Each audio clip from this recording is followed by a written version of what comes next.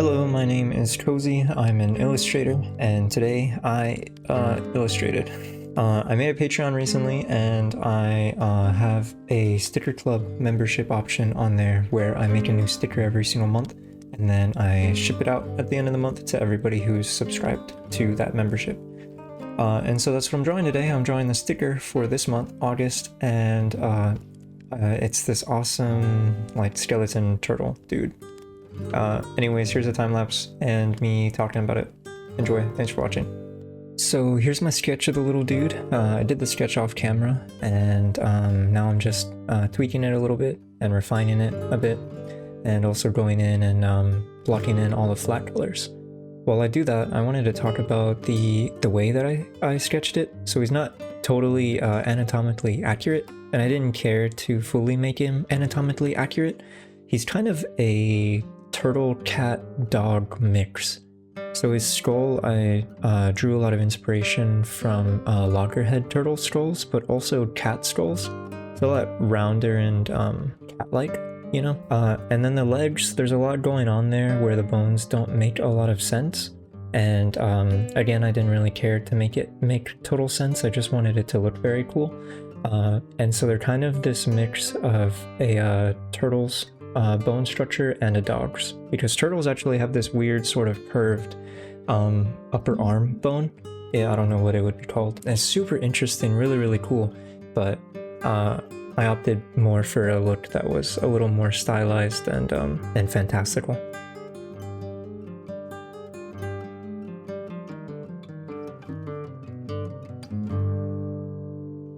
So I got the flat colors in. I usually like to put in a little bit of a gradient when I do the flat colors as well, just to get a basic idea of the general shift of colors that I'm gonna have going on in a piece. And now I'm using the lasso tool to define where I'm gonna have the shadows, and so I'm gonna be laying down the shadows pretty soon here. Another thing about the skeletal structure here is that rib cage at the bottom. Turtles actually don't really have a rib cage like that. Their rib cage is really like the shell. It's like a lining that goes around the shell, and so they don't like have a standard rib cage like that on the bottom. I just thought it would look really cool to add one like that, and so that is the only reason that's there. I think the most accurate part of the skeletal structure would probably be the spine. Turtles actually have this really long, like spinal cord, so that they can retract their head like that. And so I thought it'd be really cool to have this really elongated one that's very droopy like that for this design.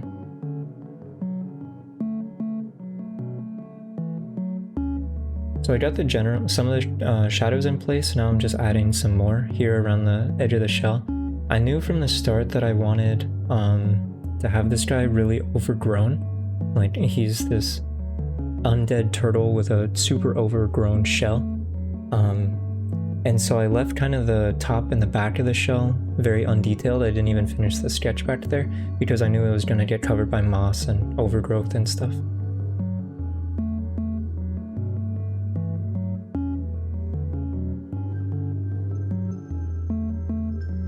I'm also trying to be very mindful with how I render and simplify things, where I put attention and detail and where I don't necessarily have to.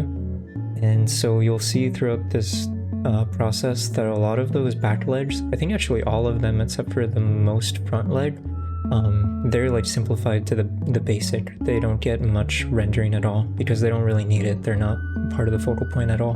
And I really like working like that. I'm just deepening some of the value range now and adding in some of the stronger shadows within the shadows. And I'm going in and I'm adding some slight hue variations. I'm also struggling a lot here with exactly what color I want the shell to be. Like I said, I knew already that I wanted it to be very overgrown, and so I already knew that it would look best in my eyes to be pretty green because of all the overgrowth.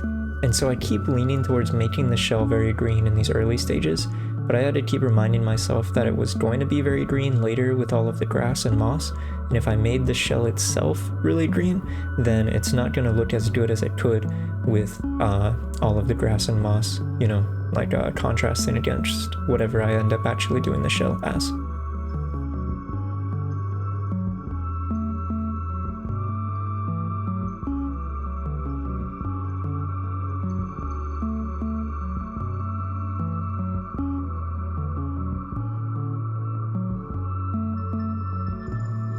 So now I'm pretty happy with where the shadows are for the most part, and the general color shifts throughout the entire turtle. So I'm adding in the lighting. So the same process that I do with the shadows, I go with the lasso tool and I define the general shapes where I want the lighting to hit, and then I just throw in a base color. I try not to overthink it in the moment because I can always change it later, and then I get it placed down.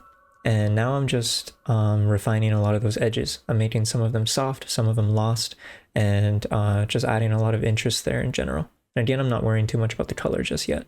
I'm just messing with those edges, and I'm just trying to get some texture in there and the feeling of the forms.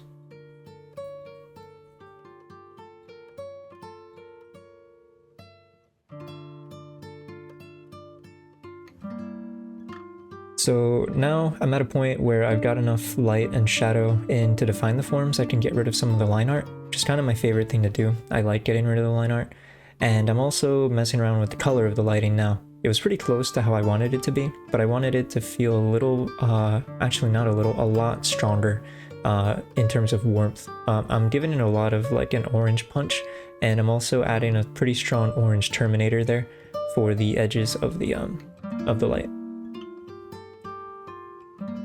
So now I'm changing the background to white because this is going to be a sticker. I want to make sure it looks good against white, and so I'm just seeing how the line art looks against that.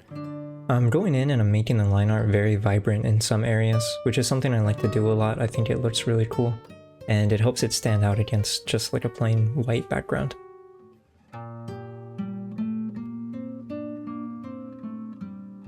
With that, I'm going in and I'm defining just a little bit more of the form through shapes so that I can get rid of more line art. And it also helps to just add a little bit more color variation and just a bit more interest overall to some of these big flat zones.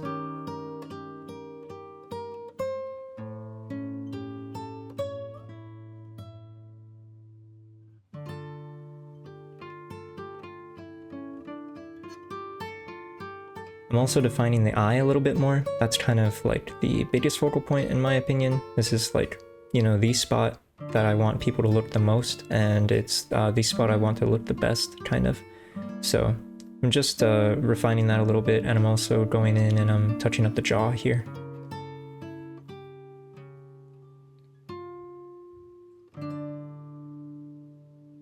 Now I'm adding just some tiny little details all around the skull, some more little like cracks and chips and stuff. And then here with the huge light spot that's up on the skull, I'm adding a little more definition to the shape and the form of the skull, where there's all these different like grooves and things like that. And it looks really cool. I'm really happy with how that turned out, but I'm kind of stupid because I'm just going to cover it with moss in a second here, as you'll see. So now I'm using the lasso tool again to define a lot of these like grass and plant shapes that I'm going to be littering all around this guy. And so I just use like a basic color again, not worrying too much about the color at first, to get these shapes placed down, and then I go in and I change up the colors.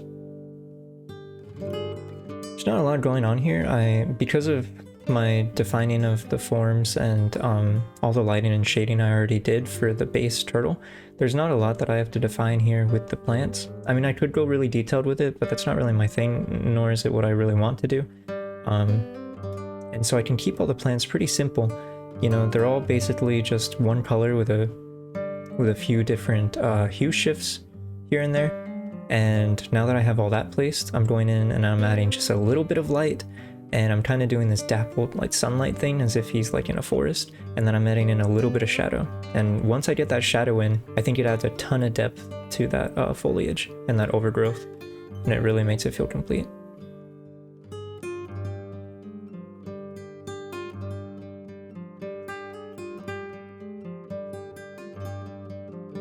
Just some finishing little touches to add some texture and define these shapes a little bit more as, you know, like grass or plants.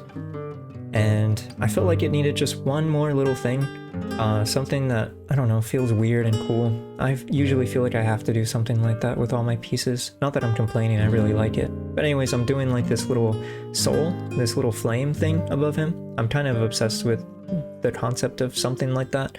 But yeah, this one is meant to be a soul. And I've got it like right there above him, which looks awesome, I think. I really, really like it. And in my head, lore-wise, it would make a lot more sense to have that inside his shell, but stylistically and silhouette wise, it looks way better on top of his shell. Anyways, that's it. That's the finished turtle. Here he is, and I love him. I'm incredibly happy with how this piece turned out. It looks awesome, and I'm really excited to get these shipped out to my patrons for this month's sticker.